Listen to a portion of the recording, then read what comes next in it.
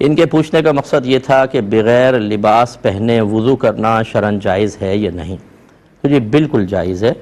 دیکھیں نبی کریم صلی اللہ علیہ وسلم نے یہ سنت کریمہ ہم کو سکھائی ہے کہ جب غسل فرماتے تو پہلے وضو کیا کرتے تھے، اور یقینی سی بات ہے کہ اکثر عوام جو ہوتی ہے وہ واش روم باتھ روم میں بغیر لباس کی ہوتی ہے، تو جب وہ اس غسل کی سنت پوری کریں گے، اگر برہنہ حالت میں وضو نہ ہو سکتا تو بتائیے پھر غسل کرتے ہوئے وضو کرنے کی تو وہ ضرورت ہی نہیں تھی کہ وضو تو ہوگا ہی نہیں، جبکہ یہ تعلیم نبی کریم صلی اللہ علیہ وسلم کی طرف سے ہے تو بالکل ہو جائے گا۔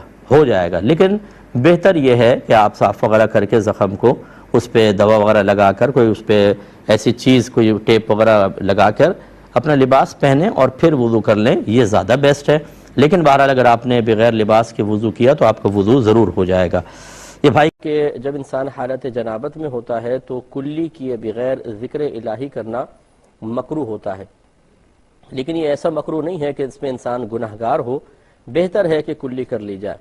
چنانچہ جب آپ باتھ روم میں داخل ہوں تو پہلے کلی کر لیں باہر ہی، اور بسم اللہ الرحمن الرحیم پڑھ کر پہلے باتھ روم میں داخل ہوتے ہوئے الٹا قدم رکھیے۔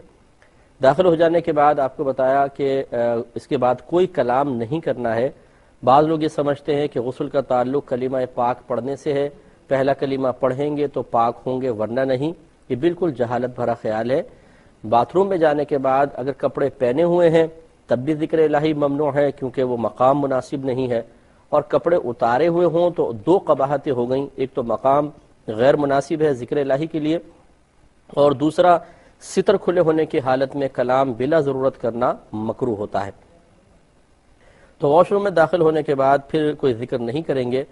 کپڑے اتارنے کے بعد آپ کو بتایا تھا کہ احتیاط کریں کہ کعبۃ اللہ کی طرف نہ رخ ہو نہ پیٹھ ہو، یہی مستحب افضل ہے۔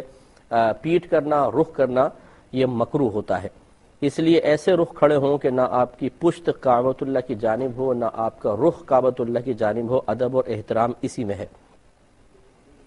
اس کے بعد نیت کریں گے۔ نیت دل کے پختہ ارادے کو کہتے ہیں۔ آپ زبان سے کچھ بھی نہیں کہیں گے، بس دل میں ارادہ کر لیں کہ میں اللہ تبارک و تعالیٰ کی رضا کی خاطر غسل کر رہا ہوں، یا نماز کے قابل ہونے کے لیے غسل کر رہا ہوں، یا جنابت کو اللہ تعالیٰ کے حکم پر عمل پیرا ہوتے ہوئے جنابت کو دور کرنے کے لیے غسل کر رہا ہوں۔ بس دل میں آپ یہ نیت کریں گے تو یہ نیت ہو جائے گی۔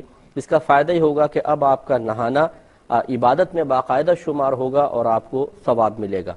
اور اگر کوئی بغیر طہارت حاصل کرنے کی نیت کے غسل کر لے گا، طہارت تو پھر بھی حاصل ہو جائے گی، کیونکہ پانی اللہ تعالیٰ نے بنایا ہی ایسا ہے کہ ہم نیت کریں نہ کریں وہ ہماری نجاست کو بہا کر لے جائے گا، چاہے حقیقیہ نجاست ہو چاہے حکمیہ نجاست ہو۔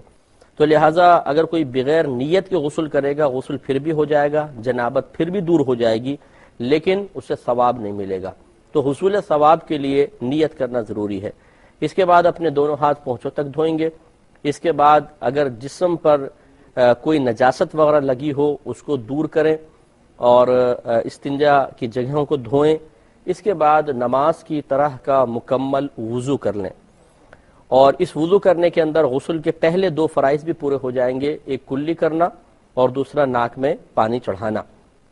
اس میں آپ کو بتایا تھا کہ کلی کرنے میں غرغرہ بھی ہوگا، اور ناک میں پانی جب آپ چڑھائیں گے تو خالی وہ ٹچ نہیں کرنا ہے، بلکہ جو نرم ہڈی جہاں تک ہوتی ہے، یعنی سخت ہڈی ناک کی شروع ہوتی ہے، وہاں تک پانی کو سونگھ کر اوپر تھوڑا سا چڑھانا، یہ سنت کریمہ ہے، بلکہ یہ غسل کے اندر فرض ہے، وضو کے اندر سنت مؤکدہ ہوتا ہے۔ پہلے کال لیتے ہیں، پھر میں انشاءاللہ یہ طریقہ عرض کر کے پھر احتیاطوں کی طرف آتا ہوں۔ پہلے کالر ہمارے ساتھ ہیں۔ السلام علیکم۔ وعلیکم السلام مولانا صاحب، اللہ آپ کو زندگی دے اور سلامتی دے، آپ بہت اچھا پروگرام پیش کر رہے ہیں، میرا بہت پسند کا پروگرام ہے۔ میں نے یہ پوچھنا تھا کہ مطلب ہے کہ جب نماز چکی ہے اور اس میں سجدہ پہلے اور نک بعد میں لگا ہے، تو اب اس کا میں کیا کروں؟ مطلب ہے کہ کوئی کفارہ وغیرہ کچھ ہے؟ تھوڑا سمجھ میں نہیں آیا، ایک دفعہ دوبارہ کہیے گا تھوڑا سا۔ مطلب ہے کہ جو نمازیں میں نے پڑھی ہے نا، تو ہاں اس میں کوئی کمی رہ جاتی ہے نا۔ اچھا، تو مطلب ہے کہ کچھ عرصہ پہلے یعنی سجدے میں پہلے ماتھا لگا ہے نا، سجدے میں یہ ہوتا ہے کہ پہلے ناک لگاتے ہیں اور سجدے کی جگہ اور پھر ماتھا لگتا ہے۔